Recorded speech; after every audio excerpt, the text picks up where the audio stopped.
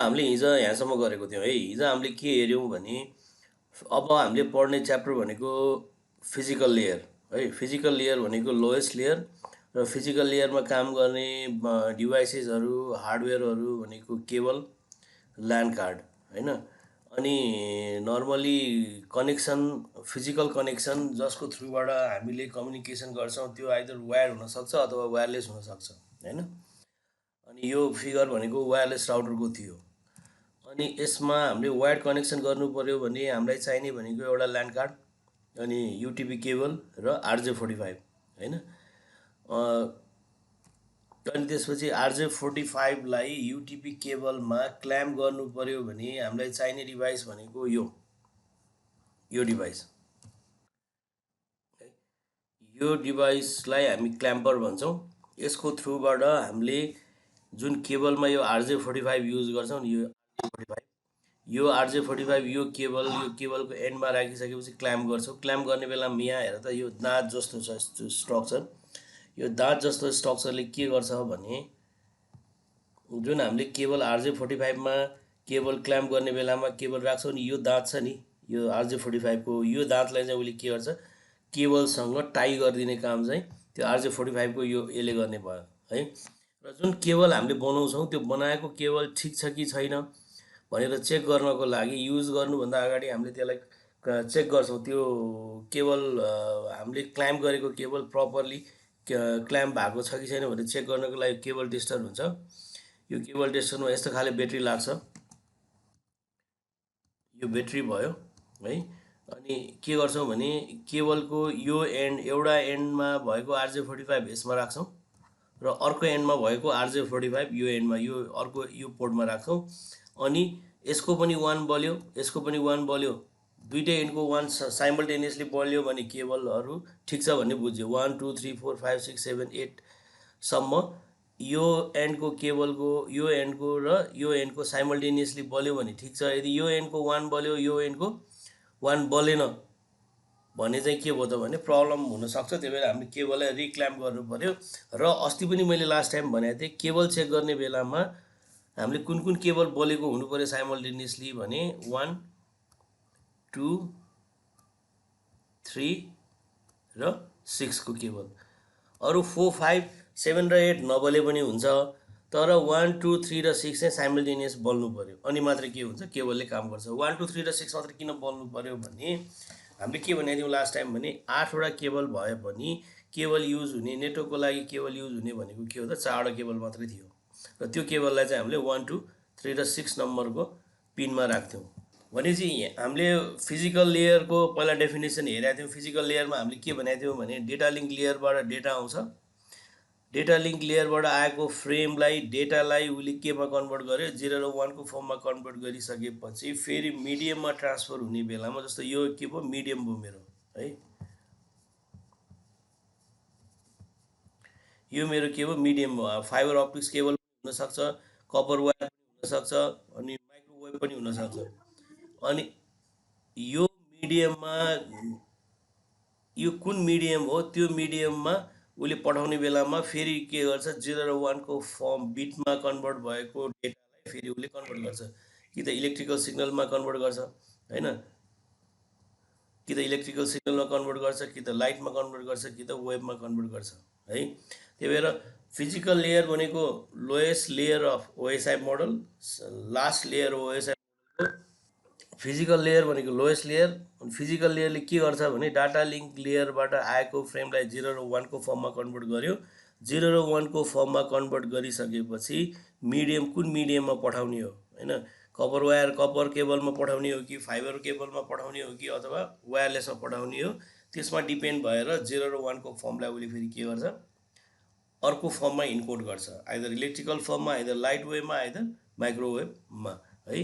त्यही भएर यसरी डाटा लिङ्क लेयरबाट आएको के अरे फ्रेमलाई 0 र 1 को फर्ममा कन्भर्ट गरिसकेपछि ट्रान्समिसन मिडियममा उसले पठाउँछ। The physical layer is responsible for the movement of individual bit from one node to another है। त्यही भएर the OSI layer provides the mean to transfer the bit that make up data link layer frame across the network medium भनेको physical लेयरको main purpose, physical लेयरले गर्ने main काम भनेको data link लेयरबाट आएको फ्रेमलाई बिट्समा कन्भर्ट गरिसकेपछि त्यो बिट्सलाई चाहिँ एउटा पोइन्टबाट अर्को पोइन्टमा नेटवर्कको मिडियमको थ्रुबाट उसले ट्रान्समिट गराउँछ है।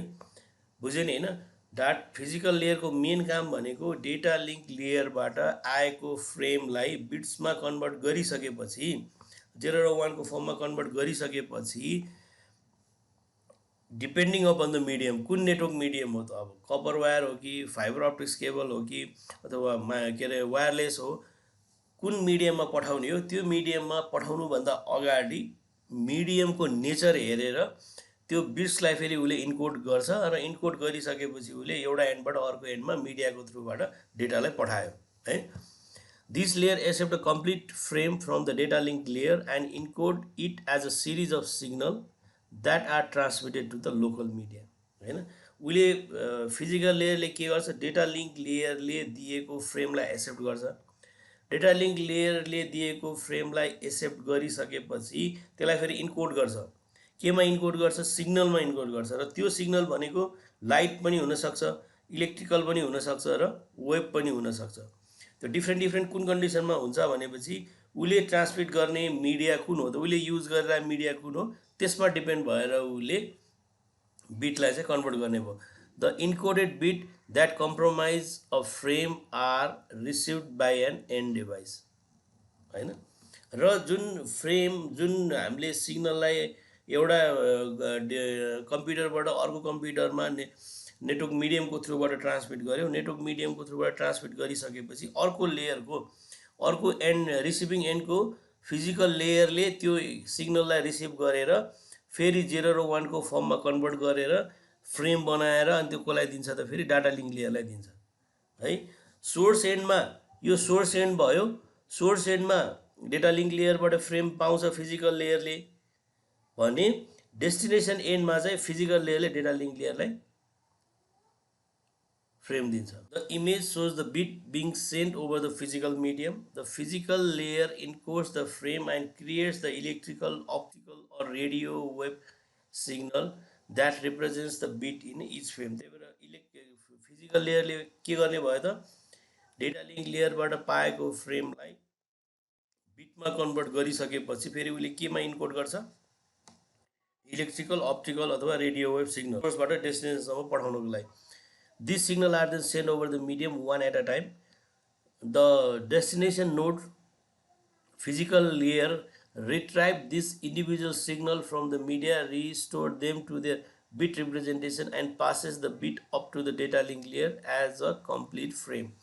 त्यही भएर सोर्स इनले के गर्ने भयो भने, सोर्स इनमा जहिले पनि के हुने भयो भने, यो सोर्स इन भयो, सोर्स इनमा डेटा लिङ्क लेयरले सोर्स इनमा चाहिँ हाम्रो डेटा लिङ्क लेयरले फिजिकल लेयरलाई दिने भयो, यो डिरेक्सनमा मुभ हुने भयो सोर्स इनमा चाहिँ। त्यही भएर सोर्स इनको ओएसआई लेयरमा भएको फिजिकल लेयरले डेटा लिङ्क लेयरबाट फ्रेम पाउने भयो, त्यो फ्रेमलाई 0 र 1 को फर्ममा कन्भर्ट गरिसकेपछि फेरि अब त्यो फिजिकल लेयरसँग कनेक्टेड नेटवर्क मिडिया के हो त, यदि युटिपी केबल हो भने इलेक्ट्रिकल फर्ममा कन्भर्ट गर्ने भयो, यदि अप्टिकल केबल हो भने, अप्टिकल फाइबर हो भने लाइट रेमा कन्भर्ट गर्ने भयो, यदि वायरलेस हो भने रेडियो वेभमा कन्भर्ट गर्ने भयो। त्यसरी कन्भर्ट गरिसकेको डेटालाई उसले त्यो मिडियमको थ्रुबाट यो अब डेस्टिनेसन कम्प्युटरसम्म उसले पठायो हो। डेस्टिनेसन कम्प्युटरमा आइसकेपछि त्यो सिग्नललाई फेरि फिजिकल लेयरले 0 र 1 को फर्ममा कन्भर्ट गर्छ, 0 र 1 को फर्ममा कन्भर्ट गरिसकेपछि जुन यो डेटा लिङ्क लेयरले दिएको फ्रेम थियो त्यसलाई फेरि रिबिल्ड गरेर अब डेटा लिङ्क लेयरलाई पठाउँछ। अब के हुन्छ भने डेस्टिनेसन एन्डमा चाहिँ अप्पर एन्डमा डेटा मुभ हुने भयो है।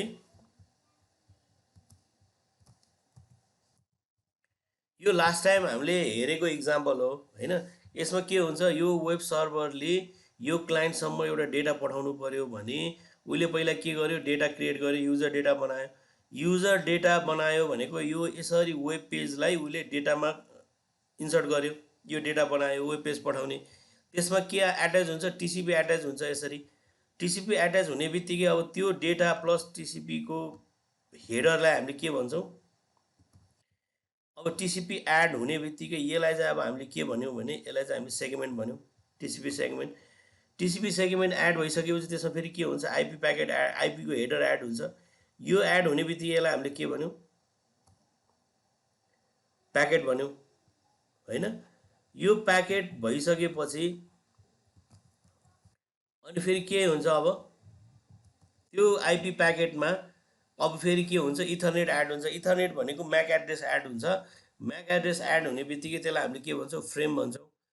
त्यो फ्रेम अब के भयो, फिजिकल लेयरमा गयो। फिजिकल लेयरमा गइसकेपछि उसले त्यो फिजिकल लेयरले के गर्छ, त्यो फ्रेमलाई 0 र 1को फर्ममा कन्भर्ट गरिसकेपछि जाने 0 र 1को फर्म त होइन, यहाँ देखाउनलाई सजिलो हुन्छ भनेर 0 र 1को फर्म देखाएको हो। तर यो 0 र 1को फर्म फेरि केमा कन्भर्ट हुने भयो, आइदर इलेक्ट्रिकलमा यसरी वेभ भनेर जाने भयो यसरी, अथवा लाइट रेमा कन्भर्ट हुने भयो होइन, अथवा माइक्रो रेडियो वेभमा कन्भर्ट भएर यहाँसम्म पुग्ने भयो। अनि यो क्लाइन्टको फिजिकल लेयरले त्यसलाई रिसिभ गर्ने भयो। फिजिकल लेयरले रिसिभ गरिसकेपछि यो सिग्नलहरूलाई चाहिँ उसले फेरि 0 र 1को फर्ममा कन्भर्ट गर्यो। 0 र 1को फर्ममा कन्भर्ट गरिसकेपछि फ्रेम फेरि उसले बनाएर त्यो फ्रेम उसले कसलाई दिन्छ, डेटा लिङ्क लेयरलाई दिन्छ। Physical component. Physical component are the electronic hardware devices, media and other connectors that transmit the signal that represents the bit.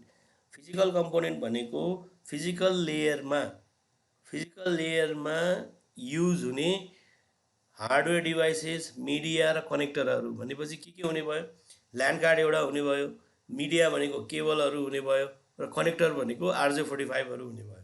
यो चिजहरू फिजिकल कम्पोनेन्ट हो, जसको थ्रुबाट फिजिकल कम्पोनेन्ट जुन चाहिँ लेयर फिजिकल लेयरमा काम गरिरहेछ, फिजिकल लेयरमा काम गरिरहेको फिजिकल कम्पोनेन्ट अथवा हार्डवेयरहरू के हुने भयो, RJ45, land card, network interface card र केबलहरू है। र यिनीहरूको काम भनेको के हो त, डाटा लिङ्क लेयरबाट आएको फ्रेमलाई एउटा सोर्स कम्प्युटरबाट डेस्टिनेसन कम्प्युटरसम्म क्यारी गर्ने काम। Hardware components such as NIC interface and connector, cable material and cable design are all specified in a standard associated with the physical layer है। त्यही भएर लास्ट टाइम हामीले के भनेको थियौँ भने ओएसआई लेयरले ओएसआई मोडलले प्रोटोकलहरूलाई लेयरमा डिभाइड गर्छ। अनि जस्तो फिजिकल लेयर एउटा बनायो, डाटा लिङ्क लेयर बनायो, 7वटा लेयर त्यसरी बनायो। अनि हामीले के भन्यौँ भने फिजिकल लेयरमा काम गर्ने कम्पोनेन्टहरू के हुने भयो, network interface card, media, RJ45 होइन। अब RJ45 अथवा क्याट6 केबल अथवा ल्यान्ड कार्ड बनाउनको लागि जति पनि स्ट्यान्डर्डहरू स्पेसिफाई भएको छ त्यो सबै स्पेसिफाई भएको लेयर भनेको फिजिकल लेयर। अब नेटवर्क कार्ड बनाउँदाखेरि अथवा RJ45 बनाउँदाखेरि जति पनि हामीलाई स्ट्यान्डर्डहरू डेभलप गर्छौँ त्यो सबै स्ट्यान्डर्डहरू फिजिकल लेयरलाई टार्गेट गरेर बनाउँछौँ होइन। अब RJ45 बनाउने मैले एउटा कुनै कम्पनी इस्टाब्लिस गर्यो भने मैले बाँकी 6वटा लेयरमा केही पनि हेर्नु पर्दैन। मैले खालि के गर्नु पऱ्यो, फिजिकल लेयरमा त्यो RJ45 बनाउनको लागि के स्ट्यान्डर्ड मेन्टेन गरेको छ स्ट्यान्डर्ड अर्गनाइजेसनहरूले, त्यो चिज मैले भनिदिनु पऱ्यो। अरू बाँकी चिज मैले अरू कुनै पनि लेयरमा चाहिँ मैले त्यो चिज हेर्नु भएन। त्यो various port and interface on a Cisco 1941 router are also example of physical component which with specific connector and pin out resulting। र हरेक राउटरहरूको आफ्नै खाले इन्टरफेसहरू हुन्छ होइन। सिस्को 19 अनि कस्तो हुन्छ भने सिस्कोहरूको पनि सिरिज हुन्छ कि राउटरहरूको, जसरी मोबाइलहरूको सिरिज हुन्छ नि। जस्तो रेडमीले पहिला नोट 6 निकाल्यो, 7 निकाल्यो, 8 निकाल्यो, अब 9 आइरहेछ अरे होइन। भने उसले हरेकचोटि भर्सन अपग्रेड गर्दै त्यसमा सर्टेन फिचर्सहरू थप्दै उसले सिरिज निकाल्छ। भनेपछि नेटवर्कमा पनि राउटरहरूको स्विचेसहरूको आफ्नो सिरिज हुन्छ। जस्तो 9841 भन्यो नि, सिस्को 1941 भनेर एउटा सिरिज छ भने अर्को 892 भनेर अर्को सिरिज छ होइन। भने यसरी सिरिजहरू हुन्छ र त्यसको इन्टरफेसको पोर्टहरू पनि फरक हुन्छ। इम्पोर्टेन्ट टपिक र सबैले कुरा गर्ने टपिक, जस्तो इन्टरनेट हामीले चलाउँछौँ, हामीले ब्यान्डविड्थको कुरा गर्छौँ होइन। त्यो यो अलि नेसेसरी टपिक छ, प्र्याक्टिकल लाइफमा पनि हाम्रो बढी नै युज हुन्छ। ब्यान्डविड्थ भनेको different physical medium support transfer of bit at different rate. जस्तो फिजिकल मिडियममा डेटा ट्रान्सफर रेट फरक फरक तरिकाको हुन्छ होइन। जस्तो वेबमा डाटा ट्रान्सफर रेट एउटा हुन्छ भने कपरमा डाटा ट्रान्सफर रेट एउटा हुन्छ भने फाइबर अप्टिक्समा चाहिँ डेटा ट्रान्सफर रेट एउटा हुन्छ। डेटा ट्रान्सफर रेट भनेको एउटा सर्टेन स्पेसिफाइड एमाउन्ट अफ टाइममा उसले कति डाटा फ्लो गराउन सक्छ होइन, त्यो उसको ट्रान्सफर रेट भयो। जस्तो हामीले के भन्छौँ भने क्याट6 केबलले क्याट6 केबलको डाटा ट्रान्सफर रेट 100 एमबिपिएस छ भनेर भन्छ। अझ तपाईँ अनि तपाईँको वायरलेस राउटर किन्न जानुभयो भने वायरलेस राउटर कुनैमा के लेखेको हुन्छ 54 एमबिपिएस लेखिरहेको हुन्छ भने कुनैमा 108 एमबिपिएस भनेर लेखिरहेको हुन्छ होइन। यो भनेको त्यो पर्टिकुलर मिडियाको होइन। जस्तो वायरलेस राउटर किन्न गयो भने वायरलेस राउटरले के अरे 54 एमबिपिएसमा डाटा ट्रान्सफर गर्छ भन्नुको मतलब त्यसको वायरलेसको क्यापेसिटी भनेको 1 सेकेन्डमा उसले 54 मेगाबिट पर सेकेन्ड भनेको 54 मेगाबिट डेटा ट्रान्सफर गर्न सक्छ भनेको। अब अहिलेको क्याट6 केबलको के हुन्छ 100 एमबिपिएस 1 जिबिपिएसको स्पिड हुन्छ भनेको 1 सेकेन्डमा उसले 1 जिबिपिएसको डेटा एक ठाउँबाट अर्को ठाउँमा ट्रान्सफर गर्न सक्छ भनेर उसको क्यापेसिटी डिफाइन गर्यो। त्यही भएर अनि सबैभन्दा हाइएस्ट क्यापेसिटी हुने भनेको के हो त फाइबर अप्टिक्स केबलको होइन। त्यही भएर डिफ्रेन्ट मिडियाको डिफ्रेन्ट ट्रान्सफर स्पिड हुनसक्छ है। Data transfer is usually discuss in terms of bandwidth. जुन डेटा ट्रान्सफर गर्छ डेटा ट्रान्सफर गर्नको लागि जुन हामी टर्मिनोलोजीहरू युज गर्छौँ त्यो भन्छौँ हामीले ब्यान्डविड्थ। जस्तो वर्ल्डलिङ्कहरूले सुबिस्यूहरूले एड गर्ने बेलामा हामी 25 एमबिपिएसको ब्यान्डविड्थ दिन्छौँ, हामी 30 एमबिपिएसको ब्यान्डविड्थ दिन्छौँ, हामी 40 एमबिपिएसको ब्यान्डविड्थ दिन्छौँ भनेर उनीहरूले जुन भनिरहेछ त्यो भनेको उसले तपाईँलाई डेटा ट्रान्सफर गर्न सक्ने स्पिड कति दिनुहुन्छ त्यो भनेको हो उसले होइन। त्यही भएर ब्यान्डविड्थ भनेको के हो भने एक ठाउँबाट अर्को ठाउँमा डेटा कुन स्पिडमा ट्रान्सफर भइरहेछ त्यसलाई चाहिँ हामी ब्यान्डविड्थ भन्छौँ। 1 जिबिपिएसको डाटा ट्रान्सफर गर्नको लागि क्याट6 केबल मात्रै 1 जिबिपिएसको भए पुग्छ कि ल्यान्ड कार्ड पनि 1 जिबिपिएसको चाहिन्छ? के हुन्छ होला? जस्तो यो तिम्रो रुम भयो ठिक छ,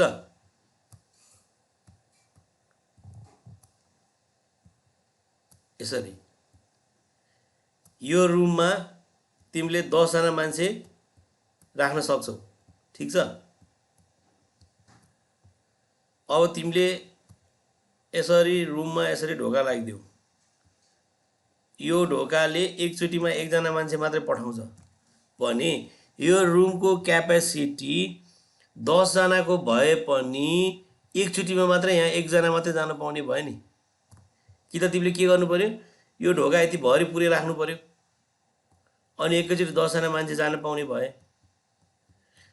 तर यो क्यापेसिटी 10 जना एकैचोटि उसले 10 जनालाई ह्यान्डल गर्ने हुँदा हुँदै पनि तिमीले यो ढोका तिमीले सानो राख्यौ र जसले एकचोटिमा एउटा मान्छे मात्रै त्यहाँबाट पास गर्छ भनेपछि त यो रुमको क्यापेसिटी ठुलो भए पनि यो एन्ड त सानो ढोका सानो भएको हुनाले के हुने भयो त्यो टोटल क्यापेसिटी युटिलाइज भएन। त्यही भएर तिम्रो अर्को अप्सन भनेको यो ढोकालाई फुटाल्ने यो ढोका ठुलो राख्नु पर्यो भने तिमीले ल्यान्ड कार्ड 100 एमबिपिएसको राख्यौ यो तिम्रो 100 एमबिपिएसको भयो। तर तिम्रो यो केबल चाहिँ 1 जिबीको भए पनि यो केबलले पाउने भनेको त 100 एमबिपिएसको स्पिडमा हो नि त। अनि उसले के गर्छ 100 एमबिपिएस मात्रै लाने भयो। त्यही भएर पहिला सुरु त तिमीले के गर्नु पर्यो ल्यान्ड कार्डलाई अपग्रेड गर्नु पर्यो। ल्यान्ड कार्ड 1 जिबिपिएस भयो भने न अनि यो केबल 1 जिबिपिएस भएपछि अनि बल्ल उसले काम गर्ने भयो। त्यही भएर इम्पोर्टेन्ट भने केबललाई अपग्रेड गर्ने भन्दा पनि पहिला ल्यान्ड कार्डलाई अपग्रेड गर्नु पर्यो। ल्यान्ड कार्ड 1 जिबिपिएस भयो अनि केबललाई बल्ल 1 जिबिपिएसमा काम गर्नु, किनभने अल्टिमेटली केबलमा जाने डेटा त कहाँबाट आउने भयो त ल्यान्ड कार्डबाट आउने हो नि त है। Bandwidth measures the amount of data that can flow from one place to another in a given amount of time. त्यही भएर ब्यान्डविड्थ भनेको के हो भने अमाउन्ट अफ डेटा एक ठाउँबाट अर्को ठाउँमा ट्राभल गर्ने, the amount of data that can flow from one place to another place in a given amount of time भने एउटा ठाउँबाट अर्को ठाउँमा लिमिटेड अमाउन्ट अफ टाइममा नम्बर अफ डेटा कति फ्लो हुन्छ त्यसलाई चाहिँ हामी ब्यान्डविड्थ भन्छौँ। जस्तो 1 सेकेन्डमा एउटा पोइन्टबाट अर्को पोइन्टसम्म, जस्तो यो ए भन्ने पोइन्ट भयो, यो बी भन्ने पोइन्ट भयो, ठिक छ। यहाँ मैले एउटा केबल राखेको छु, क्याट6 केबल। यो ए भन्ने पोइन्टबाट बी भन्ने पोइन्टसम्म 1 सेकेन्डमा कति डेटा जान्छ त? यदि 100 मेगाबिट डेटा गयो भने त्यसको ब्यान्डविड्थ के हुने भयो? 100 MBPS, मेगाबिट पर सेकेन्ड। यो भनेको MBPS भनेको यो मेगा बिट पर सेकेन्ड हैन। भनेपछि 1 सेकेन्डमा एउटा ठाउँबाट अर्को ठाउँमा कति अमाउन्ट अफ डेटा फ्लो भयो त्यसलाई चाहिँ हामी ब्यान्डविड्थ भन्छौँ है। ब्यान्डविड्थ भनेको के हो? कति अमाउन्ट अफ डेटा एउटा पोइन्टबाट अर्को पोइन्टमा ट्राभल भएको छ given amount of time. Given amount of time 1 second. 1 सेकेन्डमा पोइन्ट एबाट पोइन्ट बीसम्म कति डेटा ट्राभल भयो त्यसलाई चाहिँ हामी ब्यान्डविड्थ भन्छौँ। र ब्यान्डविड्थ मेजर्स, त्यही भएर ब्यान्डविड्थले के मेजर गर्छ भने एउटा कुनै मिडियमबाट 1 सेकेन्डमा कति अमाउन्ट अफ डेटा ट्रान्सफर हुन्छ त्यसलाई चाहिँ हामी ब्यान्डविड्थ भन्छौँ है। Bandwidth is typically measured in kilobits per second, megabits per second or gigabits per second हैन। जुनैमा मेजर गरे पनि खालि मल्टिप्लाई गरे मात्रै हो हैन। किलोबिट्स पर सेकेन्ड भने पनि, मेगाबिट्स पर सेकेन्ड भने पनि, अब के मेगाबिट्स पर सेकेन्ड भन्ने बित्तिकै कति भयो त? 1000 किलोबिट्स पर सेकेन्ड आयो हैन। अनि किलोबिट्स पर सेकेन्ड भन्ने बित्तिकै 1000 बिट्स पर सेकेन्ड आयो। त्यही भएर यो खालि मेजरमेन्टको टर्म्स मात्रै हो। ग्राम, किलोग्राम भने जस्तै ग्राम पनि मेजरमेन्टको टर्म्स हो। 1000 ग्राम भयो भने त्यसलाई हामीले किलोग्राम भन्छौँ हैन।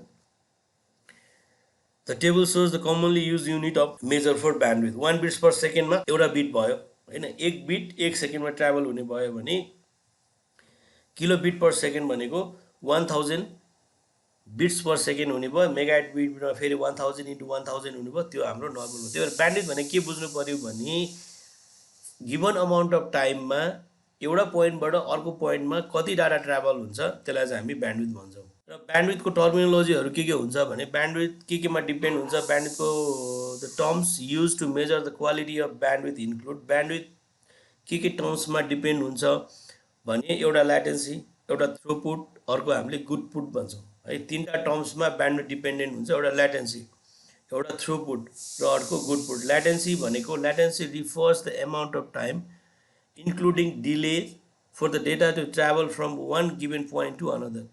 एक ठाउँबाट अर्को ठाउँमा डेटा ट्राभल गर्दाखेरि लाग्ने टाइम र त्यो टाइममा डिले पनि इन्क्लुड हुन्छ।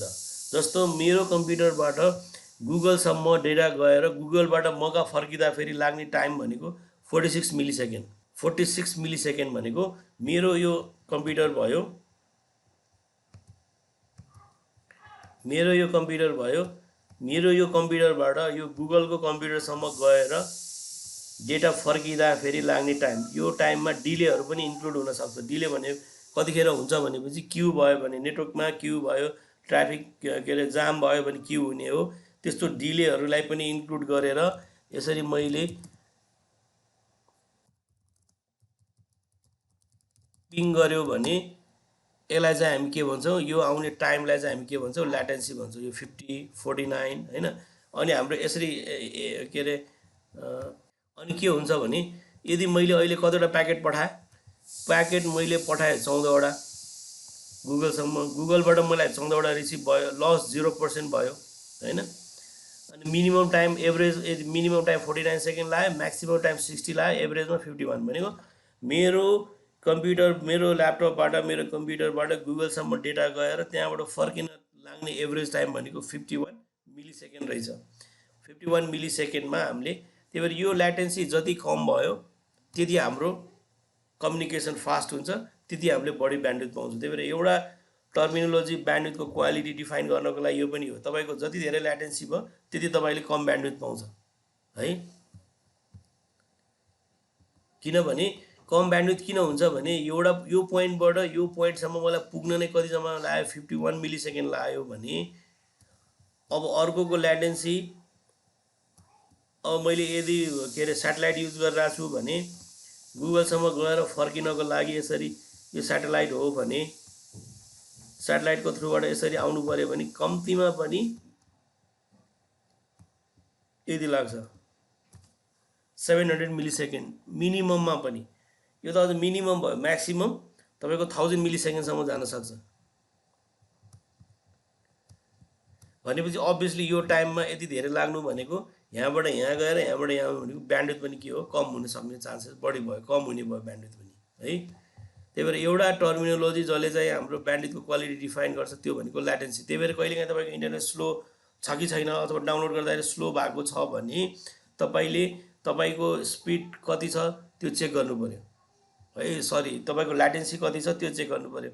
अनि तपाईँले वर्ल्डिङलाई अब फोन गर्दाखेरि के भन्नु पऱ्यो भने मेरो इन्टरनेट स्लो छ, स्लो त किन भयो भने मैले योभन्दा अगाडि गुगललाई पिङ गर्दाखेरि मेरो ल्याटेन्सी 50 मिलिसेकेन्ड थियो, अहिले मेरो ल्याटेन्सी 100 मिलिसेकेन्ड आयो। यो किन ल्याटेन्सी बढ्यो त होइन, यो ल्याटेन्सी बढायो हुनाले स्लो भयो नि, किनभने वर्ल्डिङबाट रेस्पोन्स आउने बेलामा अथवा आइएसपी सुबिस्टुबाट रेस्पोन्स आउने बेलामा के भन्छ, होइन सर हाम्रो इन्भर्टर त ठिक छ, तपाईँको राउटरमा प्रब्लम होला, राउटर रिस्टार्ट गर्नुहोस् अथवा एकछिन राउटरलाई अफ गर्नुहोस्, त्यो सबै भन्छ उनीहरूले कहिले पनि के एडमिट गर्दैन आइएसपीजहरूले भने उनीहरूको एन्डबाट प्रब्लम छ भनेर एडमिट गर्दैन।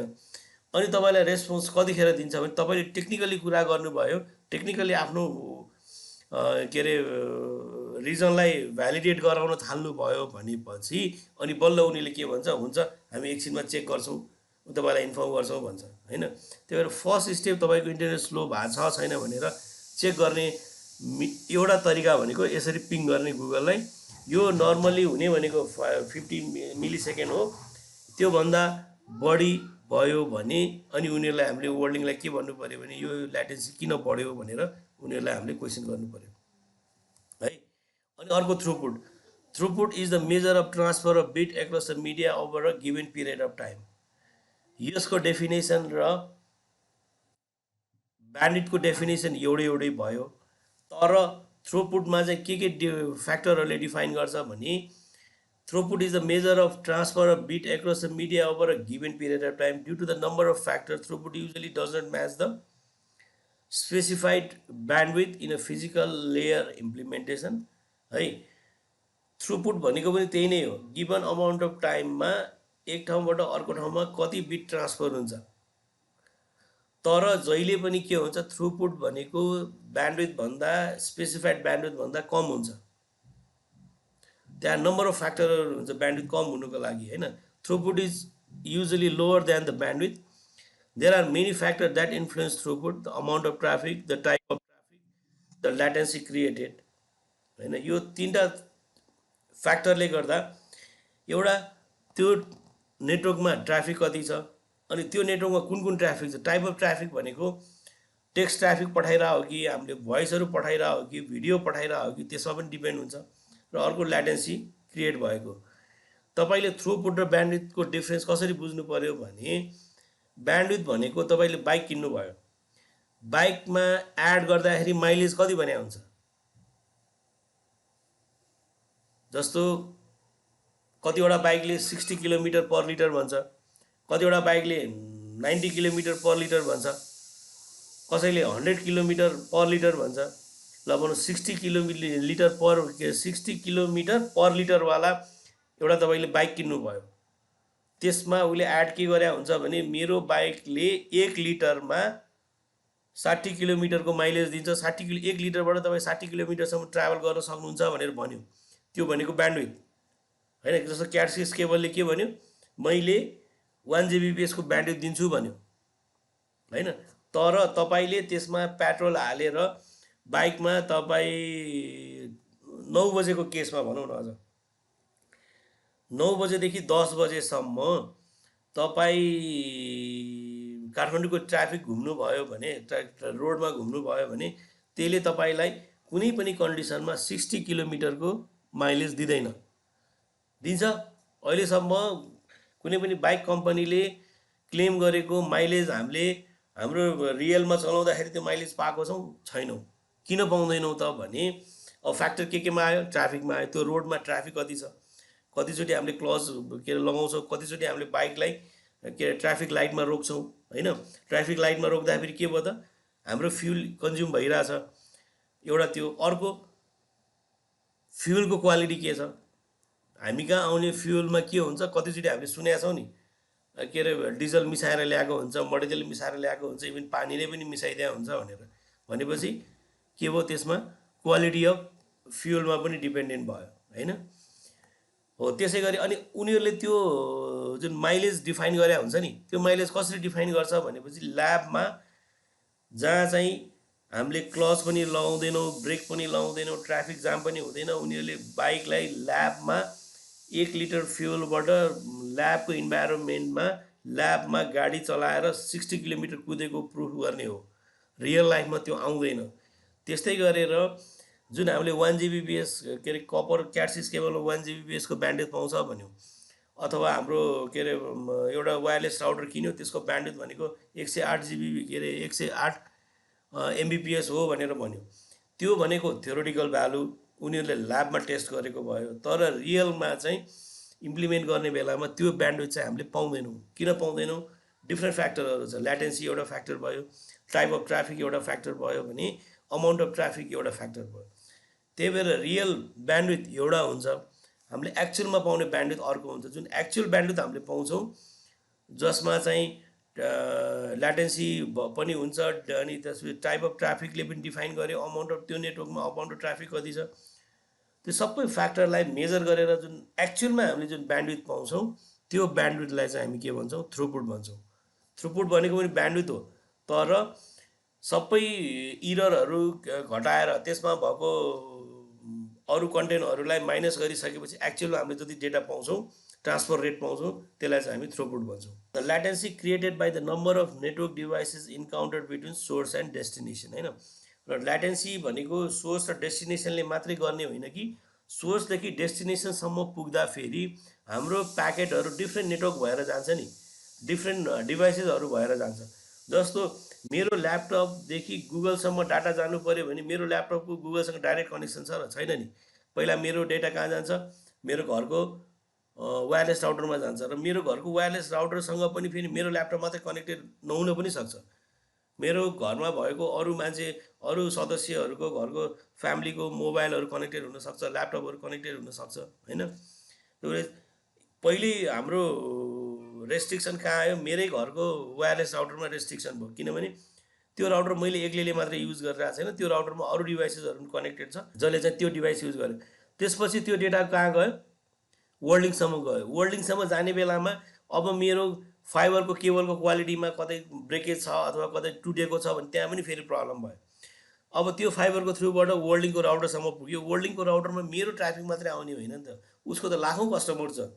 त्यो हिसाबले उसको फेरि त्यो डिभाइससम्म, त्यो राउटरसम्म उसको डेटा पुग्दाखेरि अरू डेटाहरू पनि पुग्छ, फेरि त्यहाँ सर्टेन रेस्ट्रिक्सन आयो। अब उसले पनि वर्ल्डिङले पनि फेरि के गर्ने भयो? अब जस्तो जावलाखेलबाट भैरवासम्म डेटा पठाउनु पऱ्यो, अनि त्यहाँ त्यो लिङ्कमा रेस्ट्रिक्सन भयो, अनि त्यहाँबाट फेरि उसले एयरटेलमा पठाउने भयो, एयरटेलकोमा रेस्ट्रिक्सन भयो, सिङटेल पठाउँ भनेपछि त्यो सबै रेस्ट्रिक्सनहरू क्यालकुलेट गरिसकेपछि जुन एक्चुअलमा मैले ब्यान्डविड्थ पाएँ त्यो ब्यान्डविड्थलाई चाहिँ हामीले थ्रुपुट भन्छौँ। थ्रुपुट भनेको ब्यान्डविड्थ नै हो, तर रियल प्र्याक्टिकल वेमा हामीले पाउने ब्यान्डविड्थ जुन चाहिँ सबै इररहरू, नम्बर अफ फ्याक्टरहरूलाई हामीले क्यालकुलेसन गरिसकेपछि जुन रियलमा हामीले ब्यान्डविड्थ पाउँछौँ त्यसलाई चाहिँ हामी थ्रुपुट भन्छौँ। There are many online test that can reveal the throughput of an internet connection. There are many online speed test that can reveal the throughput of an internet connection भने number of online साइटहरू छ जसले चाहिँ तपाईँले पाइरहेको throughput चाहिँ reveal गर्छ। त्यही भएर मैले अघि 2.9 देखाएको होइन, यसरी मेरो यो भनेको मेरो एक्चुअल ब्यान्डविड्थ भयो कि। वर्ल्डिङले मलाई 25 MBPS को ब्यान्डविड्थ दिन्छु भन्छ। 25 MBPS को ब्यान्डविड्थ दिने भनेको मेरो कम्प्युटरदेखि उसको सर्भरसम्म मात्रै हो। उसको सर्भर भनेको जाउला खेलको अफिसमा राखेको सर्भरसम्मको उसको ब्यान्डविड्थ 25 MBPS हुन्छ। तर एउटा जहिले पनि मेरो आइएसपीसँग डिबेट हुने भनेको कुन केसमा हो भने यो जुन हामीले ब्यान्डविड्थ लिइरहेछौँ नि, त्यो ब्यान्डविड्थ भनेको त इन्टरनेसनल ब्यान्डविड्थ हुनुपर्ने हो नि, तर उनीहरूले लोकल ब्यान्डविड्थलाई काउन्ट गरिदिइरहेछ क्या। भने तपाईँहरूमध्ये ऊ सुन्नु भएको छ कि छैन, एनपिआइएक्स भन्ने सुन्नु भएको छ? कतिले सुनेको छ एनपिआइएक्स?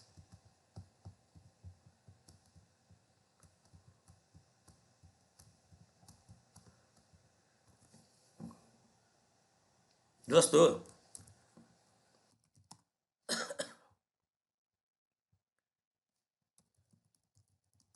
मेरो मेरो इन्टरनेट वर्ल्डिङको है। अब मैले सुबिसु .net.np ट्रेस गऱ्यो भने यसको ल्याटेन्सी 10 मिली सेकेन्डभन्दा कम हुन्छ। यो भनेको अहिले मेरो सुबिसुसम्म डेटा जाँदाखेरि भनेको मेरो ल्यापटपबाट सुबिसुसम्म डेटा जाँदाखेरि कसरी गयो त? पहिला मेरो घरको राउटरमा गयो, यो मेरो घरको राउटर, त्यसपछि जाउलाखेल वर्ल्डिङको राउटरसम्म गयो, यो पनि वर्ल्डिङको राउटर, यो पनि वर्ल्डिङको राउटर, अनि त्यसपछि सिधै सुबिसुमा गयो भने 5 मिली सेकेन्ड भयो। तर त्यही चिज मैले facebook.com जाँदाखेरि ल्याटेन्सी बढ्छ। अब यो ट्राभल गर्दाखेरि फेसबुक ट्राभल गर्दाखेरि ल्याटेन्सी 37 मिली सेकेन्ड लाग्यो, तर सुबिसु ट्राभल गर्दाखेरि टाइम जम्मा हामीलाई 5 सेकेन्ड लाग्यो, 5 मिली सेकेन्ड लाग्यो। त्यो भनेको के हो भने अहिले एउटा अर्गनाइजेसन बनाएको छ सबै आइएसपीहरूले, एनपिआइएक्स भन्छ। त्यो एनपिआइएक्सको full form Nepal internet exchange भन्छ है। यसको काम के हो भने, कन्सेप्ट के हो भने, यदि नेपालभित्र होस्ट भएको सर्भर छ भने त्यो होस्ट भएको सर्भरलाई एक्सेस गर्नु पर्यो भने पहिला के हुन्थ्यो, एनपिआइएक्स नहुँदाखेरि इन्टरनेसनलसम्म पुग्थ्यो होइन, नेपालभन्दा बाहिर पुग्थ्यो ट्राफिक, अनि उनीहरूले त्यसलाई फेरि रिडाइरेक्ट गरेर नेपालभित्रै पठाउँथ्यो। भनेको हाम्रो इन्टरनेसनल ब्यान्डविड्थको पैसा वेस्टेज भइरहेको थियो। नेपालभित्रै होस्ट भएको छ भनेपछि त किन बाहिर जानु पर्यो होइन। अनि उनीहरूले के गर्यो, आइएसपीहरूले के गर्यो भने एउटा अर्गनाइजेसन बनायो एनपिआइएक्स भनेर, त्यो जाउला खेलमा छ जस्तो लाग्छ मलाई। अनि उसले के गर्यो भने यहाँ सबैले आफ्नो फाइबर ल्याएर ड्रप गर्यो। वर्ल्डिङले फाइबर ल्यायो, सुबिसुले फाइबर ल्यायो होइन, अनि क्लासिक टेकले फाइबर ल्यायो, भायानेटले फाइबर, जति पनि नेपाली आइएसपी कम्पनीहरू छ सबैले फाइबर ल्याएर टर्मिनेट गर्यो। अनि उनीहरूले के गर्यो भने, अनि कस्तो छ भने आइएसपीहरूको आइपीको ब्लक छ के, यतिदेखि यतिसम्म वर्ल्डिङको होइन। जस्तो हाम्रो भन्यो नि यो 202.63.240 भने यति आयो भने यो चाहिँ सुबिसुको के अरे आइपी हो भन्ने कुरो यहाँ डिफाइन छ है। जस्तो सुबिसुको आइपी कतिसम्म स्टार्ट हुन्छ, वर्ल्डिङको कतिसम्म, त्यो भनेको डिफाइन छ। अनि मैले सुबिसुको खोजेँ, म आइरहेको छु वर्ल्डिङबाट होइन। अनि वर्ल्डिङको राउटरले हेर्छ के यो कसको आइपी खोजेको रहेछ भनेपछि उसले सुबिसुको आइपी खोजेको रहेछ भनेपछि उसले के गर्छ, एनपिआइएक्समा पठाउँछ, अनि यहीँ गयो भनेपछि मेरो इन्टरनेसनल ब्यान्डविड्थ युज भएन। त्यही भएर नेपालभित्रै होस्ट भएको सर्भरहरू, त्यो पनि काठमाडौँभित्र हामीले ब्राउज गऱ्यो भने फास्ट हुनुको कारण चाहिँ त्यो हो। जस्तो भनौँ न, पोखराबाट ब्राउज गर्नु पऱ्यो, नेपालगञ्जबाट ब्राउज गर्नु पऱ्यो, अलिकति स्लो हुन्छ, किनभने काठमाडौँदेखि के हो भने यदि सुबिसुको वेबसाइट खोज्नु पऱ्यो भने पहिला के हुन्थ्यो, एनपिआइएक्स हुनुभन्दा अगाडि के थियो भने वर्ल्डिङमा आउँथ्यो, वर्ल्डिङले कहाँबाट लिएको छ, एयरटेलमा जान्थ्यो होइन, एयरटेलले कहाँबाट लिएको छ, सिङटेलमा जान्थ्यो, अनि सिङटेलले फेरि के गर्थ्यो भने त्यसलाई फर्काइदिन्थ्यो, यो त नेपालभित्रकै के अरे पेज हो, फेरि फर्केर आउँथ्यो वर्ल्डिङमा अनि सुबिसुमा जान्थ्यो। भनेको के हो भने एनपिआइएक्स नहुनुभन्दा अगाडि हाम्रो लोकल्ली होस्टेड नेपालभित्रै होस्टेड साइटहरू पनि चलाउनको लागि इन्टरनेसनल ब्यान्डविड्थ युज भयो। अनि त्यसपछि आइएसपीहरूले मिलेर के भन्यो भने होइन, हाम्रो लोकल्ली होस्टेड साइटहरू चलाउनलाई किन इन्टरनेसनल ब्यान्डविड्थ युज गर्ने, हामी राउटिङ मिलाउँ, हाम्रो के नेपालभित्रै होस्ट भएको साइटहरू यहीँबाट ब्राउज गर्न मिलाउँ भनेपछि उनीहरूले एनपिआइएक्स बनायो। सबै आइएसपीहरूले आफ्नो स्विच राउटर र फाइबर केबल यहाँ टर्मिनेट गर्यो। अनि जस्तो मैले वर्ल्डिङबाट सुबिसुको पेज ब्राउज गर्न खोजेँ भने अब उसले इन्टरनेसनलतिर पठाउँदैन कि आफ्नो राउटरमा राउटिङ हेरेर अनि उसले के गर्यो, यहाँ सुबिसुलाई पठाइदियो। त्यसो अहिले युट्युबहरू फास्ट हुनुको कारण त्यो हो नि। पहिला आजभन्दा 2 वर्ष 3 वर्ष अगाडि युट्युब बफरिङ हुन्थ्यो भने स्लो, एकदम स्लो चल्थ्यो भने अब के भएको छ भने युट्युबको प्रोक्सी सर्भर भन्छ त्यसलाई हामी, प्रोक्सी सर्भर यहीँ राखेको छ, एउटा एनटिसीले राखेको छ, अरू आइएसपीहरूले मिलेर राखेको छ। त्यही भएर स्टार्टिङमा एनटिसीको पहिला के थियो, एनटिसीले मात्रै युट्युबको प्रोक्सी राख्न पाएको थियो, त्यही भएर एनटिसीको इन्टरनेटबाट युट्युबहरू बफरिङ हुन्थेन।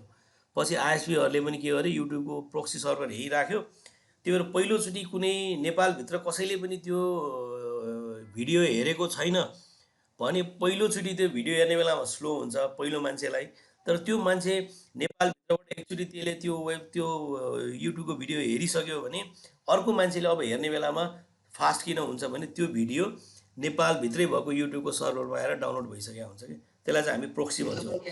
हो, लोकल क्यासिङ, त्यसलाई प्रोक्सी भन्छौँ। पिआर क्यासिङ हुँदैन, इक्जाम्पल त्यो के मेन PROXY प्रोक्सी सर्भर भन्छ त्यसलाई, हामीले प्रोक्सी भन्छौँ। अब रियल सर्भरले तिमीलाई सर्भिस दिइरहेको छैन कि त्यसको बिहाफमा बनेको अर्को सर्भर प्रोक्सी सर्भरले तिमीलाई त्यस्तै सर्भरले तिमीलाई सर्भिस दिइरहेको